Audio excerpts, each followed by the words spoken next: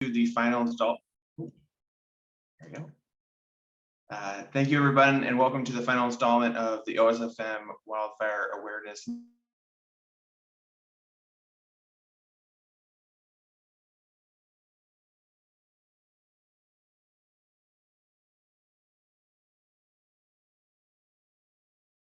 Fraser, I think your mic got muted. Sorry about that.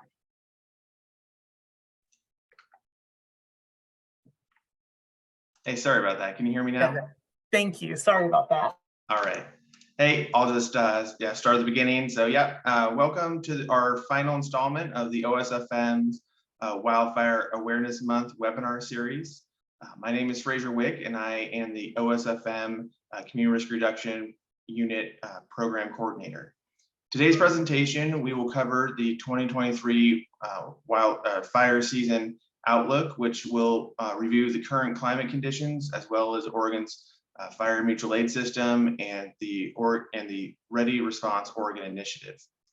The webinar presenter will be OSFM's own Mariah Rollins. Assistant Chief Deputy Rollins oversees the Emergency Response Services Division. Her responsibilities include the oversight of the Oregon Fire Mutual Aid System, or OSFM's 3 all-hazard incident management teams, 13 regional hazardous materials response teams, high hazard rail program, emergency planning committees, emergency response planning and preparedness, and the agency safety and training programs, as well as the Oregon Safety Assessment Program. Chief Rollins has been with OSFM since January 2011 and has quite a bit of work on her hands.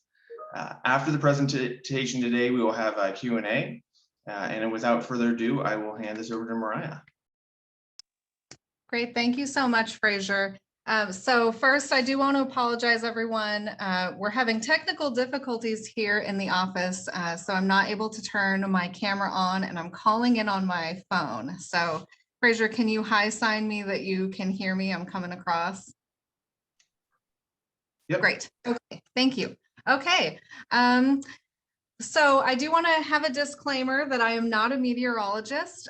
So the majority of this content was produced by meteorologists who work for NOAA, the National Weather Service, and the Northwest Coordination Center. I understand how some of these things play into fire season and what we can expect, but again, not a meteorologist, so not an expert on this particular topic of weather. Next slide, please. All right, so the latest report that we received came out on June 1st, so a little bit dated, some of the information you're going to see, but you can kind of see the temperature forecast versus observed for May for last month. It was expected to be above average, and it did play out the way it was anticipated. So you can see the temperature anomaly there for Oregon. All of it in the 3 to 5 to 7 degrees above average. Next slide, please. All right, and looking at precipitation, we were expecting a little bit above normal there in Southeast Oregon, and that also played out with the greens there in Central and Southeast Oregon. Then there on the west side of Oregon, we did end up with below average precipitation, markedly below average precipitation for Northwest Oregon. Next slide, please. All right, so looking at the drought monitors, the larger one that you can see there is for May 2023, and the other ones displayed on the screen are from March and December of 2022. So you can see that we were able to bring much of Oregon out of drought this past year, thanks to significant precipitation and snowfall during the other months. So again, May was below average in many parts of the state, but we had a pretty wet winter. So you can see there, if you're looking at Oregon, that all of the dark reds, which are extreme and severe drought, have been removed from Oregon. So that does bode well for fire season. Next slide, please. All right, and here's the seasonal drought outlook. So the drought tendency, you can see that they are expecting the current levels of drought to persist in Oregon, but we are not seeing any new drought development likely in the state. There above us, our neighbors to the north in Washington, you are seeing some new drought possibly developing there on the west side of the state. But we are not expecting any significant changes in the current drought levels for Oregon in the coming months. Next slide, please. This next slide shows the snowpack, snow water equivalent, and you can see that the majority of Oregon is below or near average, especially there in Northeast Oregon.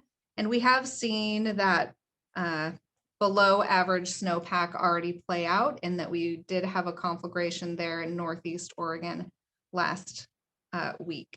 And I'll speak a little bit more about conflagration and what that means. The good news on this slide is that Southwest Oregon is at 97% of average. So that's pretty close to average. And there in the Klamath Basin, 336% of average. So that's a very good sign. Next slide, please. All right, this slide comes from a fisherman friend of mine. So as a fisherman, he's always interested in checking on the reservoir levels. Really what you're seeing in this slide is that the majority of the reservoirs there in the Deschutes River Basin there in Central Oregon are at or near capacity. So that also is a good sign as far as what we can expect for the coming fire season. Next slide, please. All right, so looking at June, and now that we're halfway through June, or more than halfway through June, we can sort of talk about how these things have already played out. So we were expecting above average temperature for all of Oregon, as well as the majority of the northern half of the country. And for precipitation, the majority of Oregon, we were looking at above average precipitation. I'm not sure that the precipitation has played out the way that we were hoping. But the temperature outlook has definitely played out. Next slide, please. And looking at the coming months, we are expecting above average temperatures for the majority of the country. So all of the Pacific Northwest, swooping down and then back up over onto the East Coast. And for precipitation, we are expecting below average precipitation. And again, these are the next 3 coming months. So as you can see there, we're really looking at hotter than normal and less rain than normal. Next slide, please. All right, so the Northwest Coordination Center takes all of this data that comes from the meteorologists at the National Weather Service and NOAA, and they really look at what is the potential for a significant, large, costly fire. And these are the graphics that we're seeing here today. They are not looking at the likelihood of fire in general. They're looking at the likelihood of large and costly fires. So you can see for June 2023, they were anticipating above average chances there for that northeastern part of Oregon. And again, that has played out already. As we move into July, they are extending that above average likelihood for all of Northern Oregon down into Northeast Oregon, Southeast Oregon. That continues through August. And then in September, you see Southeast Oregon go back to average chances. So when you're looking at the slide, the white is an average chance. And again, red is above average chance of a large costly fire. It is a new addition, something we don't often see, where Northwest Oregon is included in the above average chance. So it will be interesting and important to pay attention to what happens in that part of the state this summer. Next slide, please. So looking a little closer at July and August, for July, the risk of significant fire is expected to be above average for all of Washington, and then for the sections of Oregon as we had just discussed. And then that continues for August, above normal for all of Washington and sections of Oregon, east and west of the Cascades. Next slide, please. All right, so that's the slides that I had relative to anticipated weather, current and anticipated weather. And I have a few slides here to talk about the Oregon Fire Mutual Aid System and the Oregon Office of State Fire Marshal's response to fire. So OSFM has the unique responsibility of maintaining the Oregon Fire Mutual Aid System. And when we talk about OFMAS, we're really talking about all structural fire response in the state. So there are other partner entities responsible for wildland suppression, and our office has responsibilities for protecting structures in particular. So this graphic shows how the OFMAS system is kind of an expanding and contracting system. All incidents start and end locally, and you can see that in the red there. So whichever fire jurisdiction has authority, they respond first.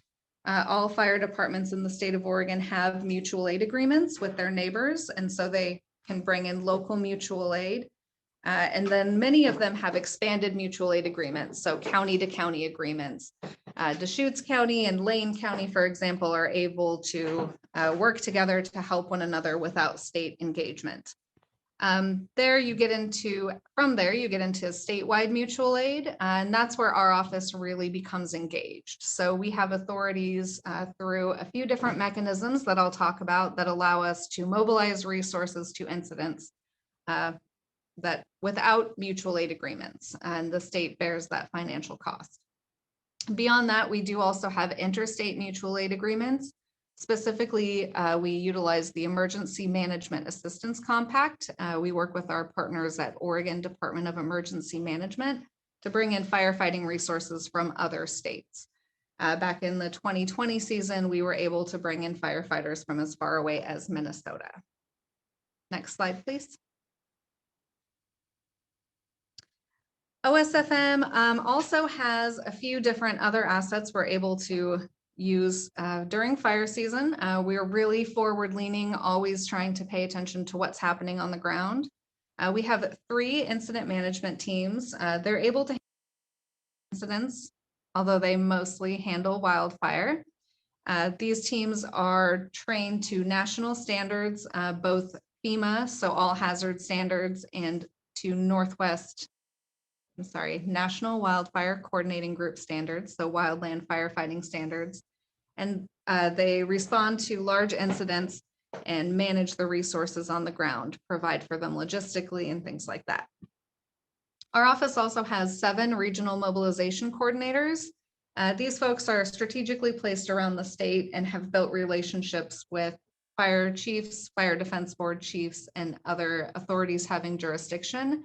They've also done great work to build relationships with our other suppression partners, such as the United States Forest Service, Bureau of Land Management, and Oregon Department of Forestry.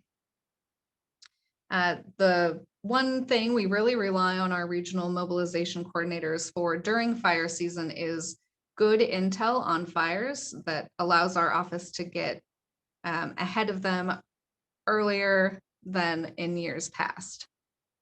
And if you missed my introduction, I am having network issues and on my phone, so please forgive my if things keep popping up. So I apologize for that. OSFM is also able to pre-position resources. So we have the ability to put task forces and structural firefighters in places where we are anticipating a significant or elevated fire potential. Last year, for example, we had 7 resources pre-positioned, 5 of them were able to engage in significant fire. We also have the ability to work with our partners at Oregon Department of Forestry to bring in severity resources, most notably aviation assets. So the Oregon Fire Service has not traditionally had access to firefighting aircraft. And so that's a new tool that we're able to use and really appreciate our partnership with Oregon Department of Forestry to be able to bring in aviation to keep fires small and away from communities. The last thing that I will mention relative to Response Ready Oregon and leaning forward is the grant programs. So OSFM has been fortunate to be able to administer a number of grants to the Oregon Fire Service. and other partner agencies. So not only mitigation grants, but response grants as well. So all fire agencies in the state of Oregon, for example, were eligible to apply for up to $35,000 to upstaff, and that is to have additional staffing on hand during fire season. We did that last summer as well, and that investment paid dividends. Next slide, please. All right, so kind of to wrap up what we saw, we are looking at a normal start to fire season. I'd say we're already into that. We are entering a cooling trend again this coming weekend. We are expecting July, August, September to have the potential to really be challenging, especially on the east slope of the Cascades, Southeast Oregon, and then as you saw, Northwest Oregon, where we don't traditionally see a lot of large, costly fires. And with that, I believe those are all of my slides, and I am open to any questions that people might have. Yeah, thanks, Mariah. I'm looking at the chat right now, and it looks like there's been some comments about maybe some additional resources for folks with a link to find a little bit more about some weather, seasonal weather climate forecast that ODF has. And then we have a question here. Can you speak to what is being done for prevention, as well as new policies or practices in place? I can speak a little bit about that. My side of the house really deals with response and planning. Fraser, you might be the better person to speak to that particular topic. Yeah, I don't mind jumping in here. So what we have for as far as prevention goes, that's kind of the side of the house where we have our community risk reduction program, which is really tailored around trying to provide prevention and mitigation resources for homeowners and residents. We have 7 community risk reduction specialists that are there to really help be part of the community and provide financial as well as educational resources for community members. So I would some of that has been through grants, some have been through strategic investments, as well as we have those regional coordinators attending public events to really help engage with homeowners to provide them with the resources they need to do mitigation around their properties. Thanks for handling that question.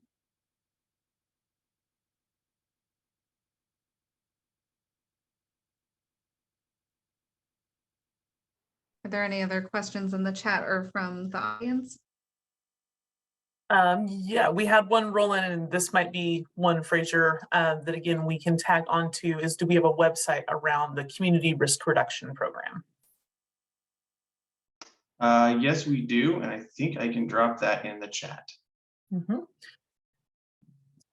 And we will also, Chief Rollins talked quite a bit, right? We have our community risk reduction programs and prevention programs, but the kind of response component to this, not only the Oregon Fire Mutual Aid System, which is how Oregon Fire Service responds to large events, including wildfire, but they are all risk, is our Response Ready program, or Response Ready Oregon program. So that is any pre-positioning, so moving trucks ahead of those large events, as well as rolling resources ahead of a conflagration so that we're able to get to those fires as quickly as possible. So we can drop those resources into the chat as well.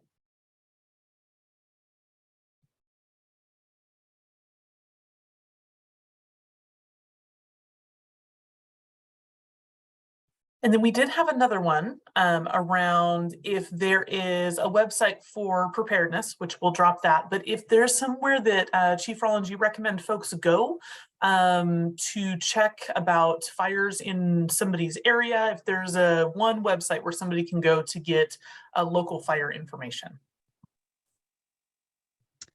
I would definitely recommend that folks sign up for community alerts. The majority of the state uses a Everbridge system that allows people to sign up based on your location to receive alerts about fire activity in your area, and specifically about evacuations, evacuation centers, and things like that. Depending on the community you live in, you may have designated evacuation sites, but some communities don't have that. Thank you, Jenny. I see that she put the Or Alert link in there, so I really appreciate you doing that. But it really depends on the community in which you live or are visiting, how to best find information. Our office does, once an incident comes to the attention of the state fire marshal, we do a pretty good job on our Facebook, I would say, of making sure that we're sharing links to find the best information. We may not be the source of that information, but can direct folk to find that. I will make a shameless plug as well for our incident blog, which has kind of up-to-date information if we are mobilized to an event.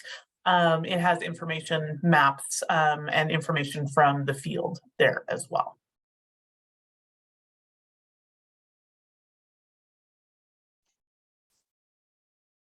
Looks like there's another question there. Our fire marshal has said that our area in Benton County is low risk of wildfire. At the same time, the community is very active in discussions around evacuation prevention. How do we reconcile these seemingly conflicting messages to our community? That might be one that I can tackle. You know, I think one thing that we've found is that even though you have low risk, it doesn't mean that you don't have no risk. So it's important to, even if you do have a low risk, that you're still being prepared, you're still doing everything you can in the event that that risk does increase, and that the community is prepared to really receive that wildfire. You know, definitely engaging with local officials as well is always a good thing to do, to really make sure that everyone's kind of operating from the same sheet of music and working together to kind of address the wildfire concern.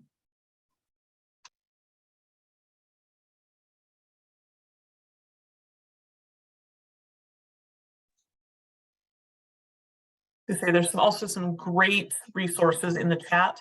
And I maybe would tag on to that, and Chief Rollins, you can definitely add in if there's anything I missed. But you know, to this question around Benton County, any community that is either low risk, right, or doesn't see wildfire on a frequent basis, low risk does not mean no risk at all. And also, you know, we have seen the wrong fire on the wrong day could have impacts, even if it's not hundreds of thousands of acres. If it's right next to a community, you know, and everything is done, it can still impact that community. And so I think when we're talking about preparedness, folks being ready in their yards, folks having those kits ready to go, what we don't want is for people to think low risk means no risk at all. There's still definite benefit in being prepared for any kind of impact. Wildfire right now is the top of our mind, since we just, you know, had trucks go to Umatilla County and back. But at the same time, this is definitely a thing we want folks to be prepared for. Yes, Chief, I see you with your hand up. Go ahead, Dave. Hey, Dave Busby, and I work with Jonathan Jones, who's the fire marshal that they're referring to, and it came from a Gazette Times article. Our city PIO is trying to get Gazette Times to correct it, and basically Chief Jones's statement was taken a little bit out of context by Gazette Times and presented that way as kind of the final endpoint. Nobody in this fire department is saying that we have no risk here. We always talk about low risk, but also acknowledge in the same statement that it could happen here. So we're working through trying to get the article corrected. Anyway, so I just thought I'd throw it out there from a department perspective. We work pretty hard.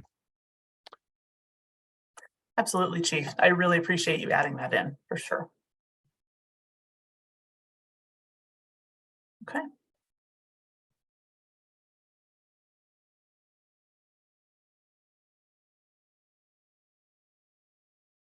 pause there and see if there's any other typing fingers out there putting in questions into the chat. Make sure we get all those questions answered today.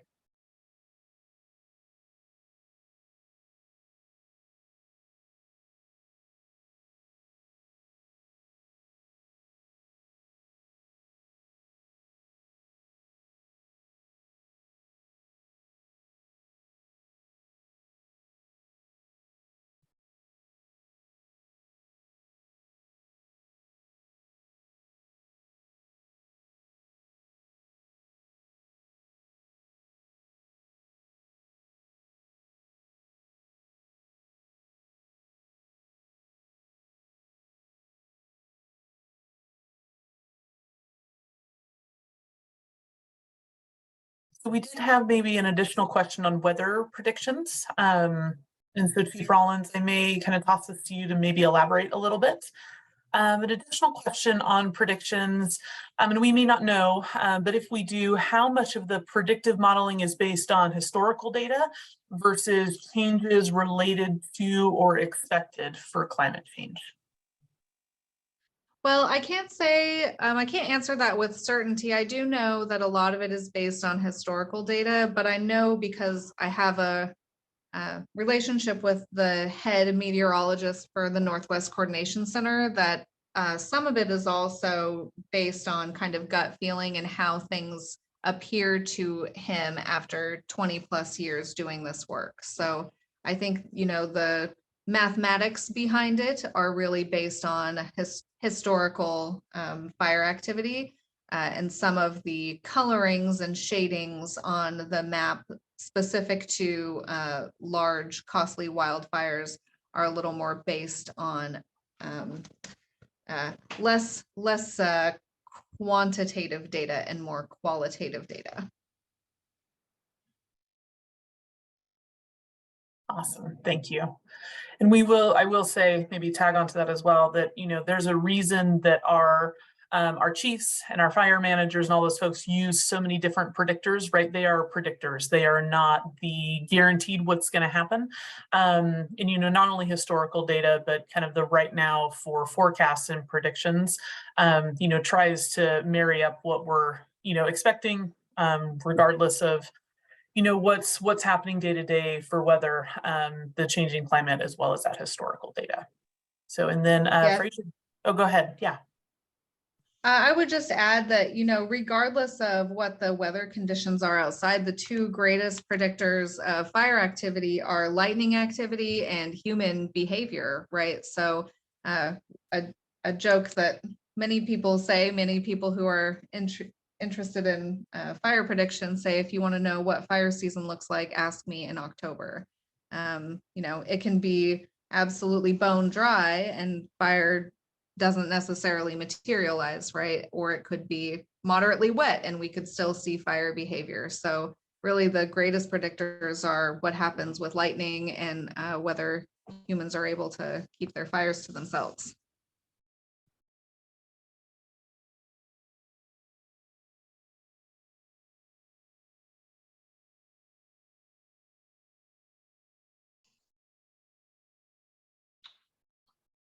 And I see a question there about, is community outreach to educate everyone on the risk of fireworks and other ways to accidentally start a fire? I'm thinking about the upcoming 4th.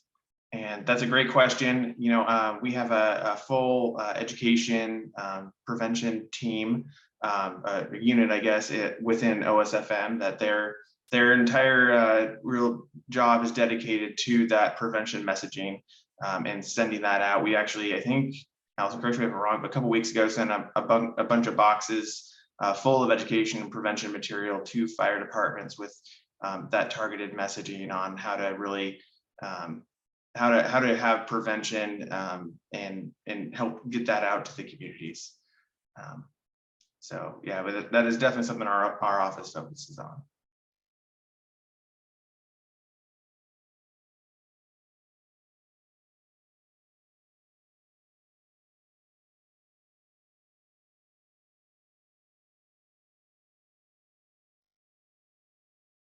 Okay, pausing again for any typing fingers. make sure we get any questions answered today.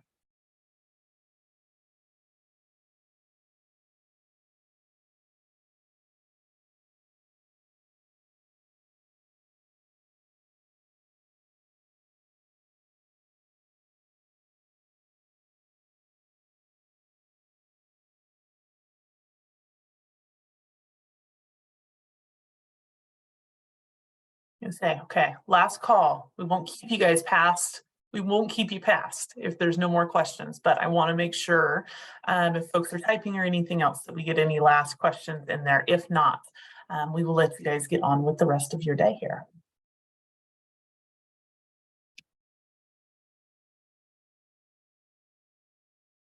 Okay, wonderful. Well, I'm going to close this out. I am going to thank Chief Rollins so very much for joining us, even with the technical difficulties that we were all having today. And definitely reach out to us if you have any other questions. We are hoping along, I think, with every single other Oregonian that it is a slow fire season, but we are prepared nevertheless. And thank you guys so very much for joining us today. We really appreciate it.